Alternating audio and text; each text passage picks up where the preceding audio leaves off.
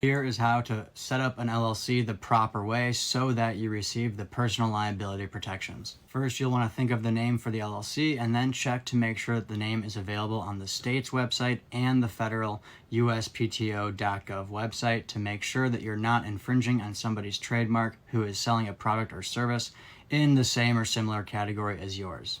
Once you determine that the name is available, you'll then want to decide who you want to list as the registered agent. The registered agent is basically the contact person for the business for when the government needs to contact your business.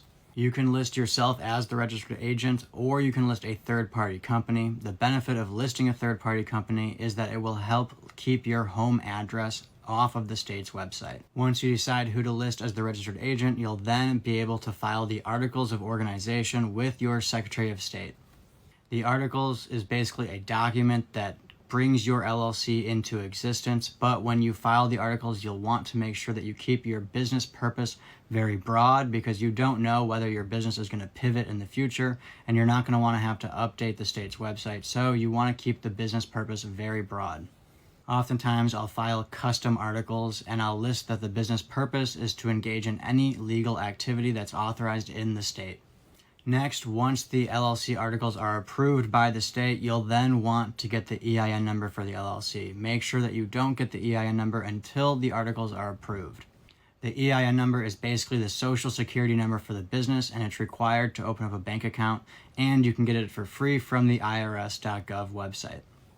When getting the EIN number for the LLC, the IRS is going to ask for a business description, and for this, you should also be very broad, but you have to be a little bit more specific than you were on the articles. You cannot just say that your business engages in any legal activity. Once you get the EIN number for the LLC, you'll then want to file any documents that your state requires, such as a statement of information if you live in California, or registering with the Department of Revenue. And lastly, you'll want to put together an operating agreement, which is basically a document that sets forth the rules of your business.